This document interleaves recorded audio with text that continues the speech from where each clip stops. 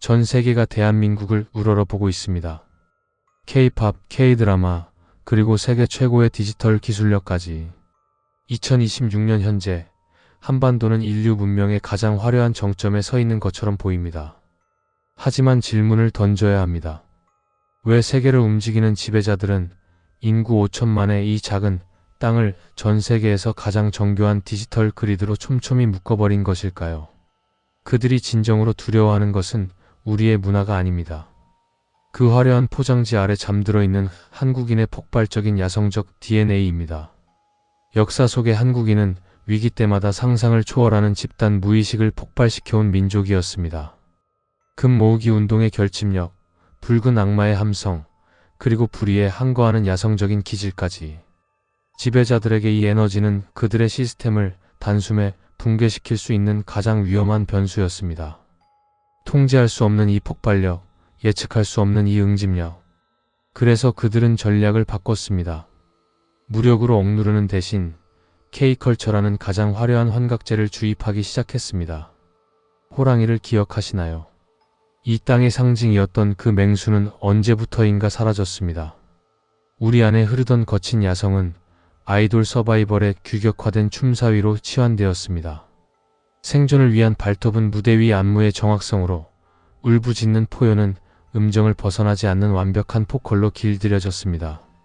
우리의 영적 직관력은 24시간 도파민을 뿜어내는 숏폼 영상 속에 갇혀버렸습니다. 호랑이의 발톱을 깎고 화려한 서커스단의 주인공으로 만든 것입니다. 그리고 우리는 박수를 쳤습니다. 이게 바로 우리의 자랑스러운 K컬처라고. 프로듀스 시리즈를 떠올려 봅시다. 101명의 연습생이 카메라 앞에서 자신의 꿈을 노래합니다. 무대 위에서 땀을 흘리고 투표 순위에 울고 웃습니다. 시청자들은 그 과정에 감정을 이입하며 문자 투표를 보냅니다. 이건 단순한 오디션 프로그램이 아니었습니다. 한국인 특유의 강렬한 응집력과 열정을 시스템이 안전하게 통제할 수 있는 틀 안으로 유도하는 정교한 장치였습니다. 당신의 에너지는 사회 변혁이 아니라 아이돌 픽을 뽑는 데 쏟아집니다. 당신의 분노는 부조리한 시스템이 아니라 경쟁 팬덤을 향합니다. 호랑이는 여전히 포효하고 있지만 그 울음소리는 이제 콘서트장의 함성으로 흩어져 버립니다. 성공지상주의라는 또 다른 덫이 있습니다. 한국 사회에서 성공이란 무엇일까요? 좋은 대학, 대기업 취직, 강남의 아파트.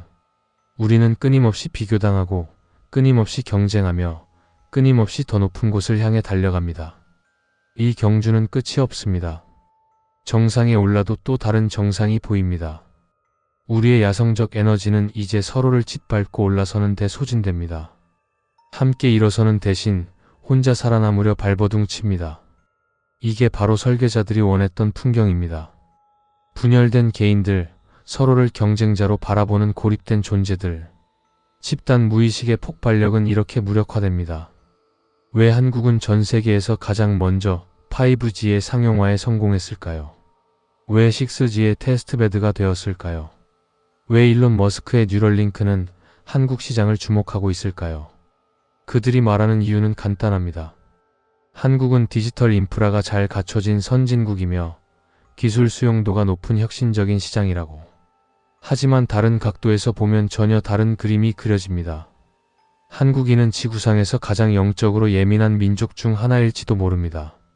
샤머니즘의 전통이 살아 숨쉬는 땅, 무속과 불교와 유교가 뒤섞여 독특한 집단 의식을 형성한 공간.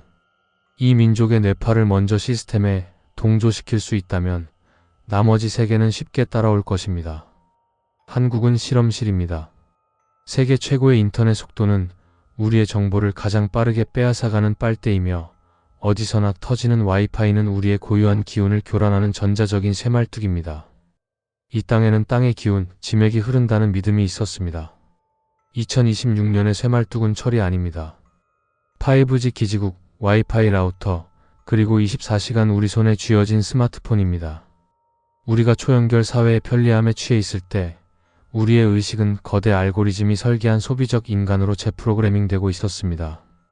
집단 무의식이라는 개념을 칼 융이 처음 제시했을 때 그는 인류 전체가 공유하는 심층적 정신 구조에 대해 말했습니다. 하지만 각 민족마다 고유한 집단 무의식의 색깔이 있습니다. 한국인의 집단 무의식은 특별합니다. 빠르게 모이고 격렬하게 타오르며 불가능을 가능으로 만드는 신화적 힘. IMF 경제위기 때 금 모으기 운동이 일어났을 때 세계는 경악했습니다. 개인의 이익보다 공동체의 생존을 먼저 선택한 민족. 이 에너지를 그대로 두면 안 된다고. 그래서 하이제킹이 시작되었습니다. 한국인의 응집력을 시스템을 위한 에너지로 돌리는 법. K-팝 팬덤을 보십시오. 아미 블링크 원스. 그들의 조직력과 헌신은 놀랍습니다. 아티스트를 위해 광고를 사고 음원을 스트리밍하며 SNS에서 전쟁을 치릅니다. 하지만 이 에너지는 어디로 향하고 있을까요? 사회 변화가 아닙니다. 시스템 비판이 아닙니다. 그저 어느 그룹이 더 잘 나가느냐, 어느 팬덤이 더 우월한가라는 소모적인 경쟁으로 흩어집니다. 더 교묘한 건 팬들이 그 과정에서 느끼는 소속감과 성취감입니다. 우리가 함께 무언가를 이뤘다는 착각. 하지만 실제로 이룬 건 무엇일까요? 빌보드 차트 순위, 유튜브 조회수, 그 숫자들이 당신의 삶을 바꿔줬습니까? 정치적 양극화는 또 다른 에너지 소모 장치입니다. 한국 사회는 점점 더 극단으로 나뉘고 있습니다. 좌파와 우파, 페미니즘과 안티페미니즘, 세대 갈등과 지역 갈등. SNS 알고리즘은 당신과 비슷한 생각을 가진 사람들만 보여줍니다. 당신의 분노는 증폭되고 상대편은 악마화됩니다. 우리는 끊임없이 싸웁니다. 온라인에서 오프라인에서 가족 식탁에서. 이 거대한 에너지가 만약 하나의 방향으로 모인다면 어떻게 될까요? 시스템은 그걸 두려워합니다. 그래서 우리를 나눕니다. 분노하게 만들 때 그 분노가 시스템이 아니라 서로를 향하게 만듭니다. 한국 드라마 오징어 게임을 전 세계가 열광했을 때 우리는 자랑스러워했습니다. K 콘텐츠의 승리라고. 하지만 그 드라마가 보여준 메시지는 무엇이었습니까?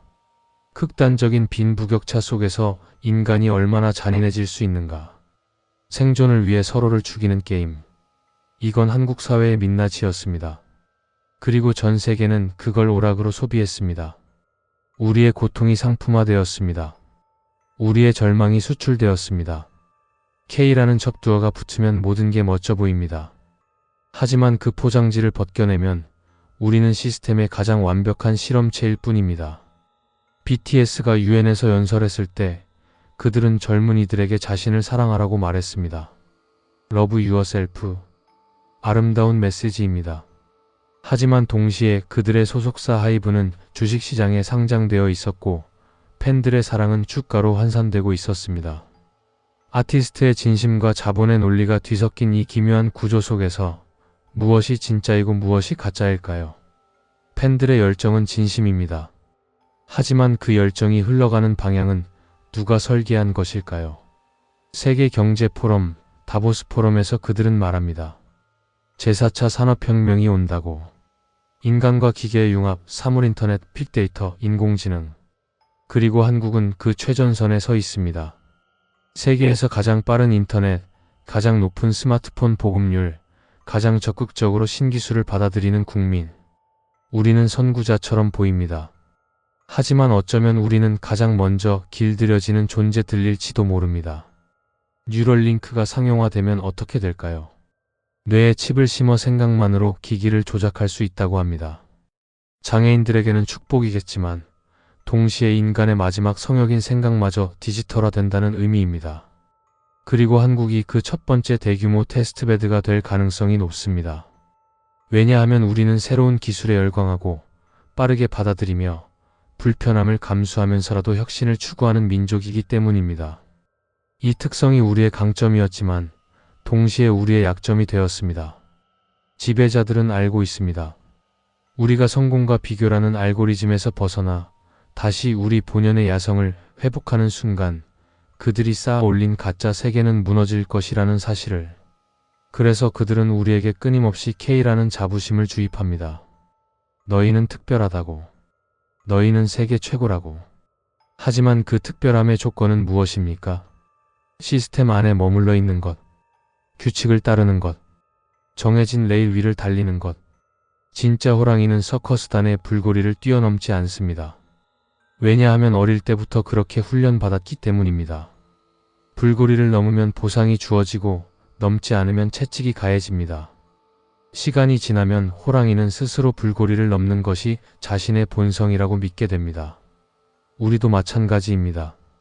K컬처의 성공, 디지털 강국의 위상, 이 모든 게 우리가 스스로 선택한 길이라고 믿습니다. 하지만 정말 그럴까요? 아니면 우리는 이미 길들여진 호랑이일까요? 이제 우리는 화려한 조명을 끄고 어둠 속에 잠든 진짜 호랑이를 마주해야 합니다. K라는 이름으로 박제된 가짜 자부심이 아니라 시스템이 결코 건드릴 수 없는 우리 안의 신성을 회복해야 합니다. 그 신성은 무엇일까요? 함께 일어서는 힘, 불의에 저항하는 용기, 불가능을 가능으로 만드는 집단적 의지. 이것들은 수치화될 수 없고 알고리즘으로 예측될 수 없으며 시스템으로 통제될 수 없습니다. 2026년 2월 모든 정보가 단일화되는 X의 시대가 다가오고 있습니다. 일론 머스크가 만든 슈퍼앱 X는 결제, 소셜미디어, 뉴스, 심지어 정부 서비스까지 통합하려 합니다. 중국의 위챗처럼 모든 것이 하나의 플랫폼 안에서 이루어지는 세상. 편리해 보입니다. 하지만 동시에 모든 당신의 행동이 추적되고 기록되며 분석됩니다. 당신은 투명한 인간이 됩니다. 비밀도 사생활도 익명성도 없는 존재. 그리고 한국은 아마도 아시아 지역에서 가장 먼저 이 시스템을 도입할 것입니다. 당신은 시스템의 부품으로 남으시겠습니까? 아니면 설계된 안개를 걷어내고 이 땅의 주인으로 깨어나시겠습니까?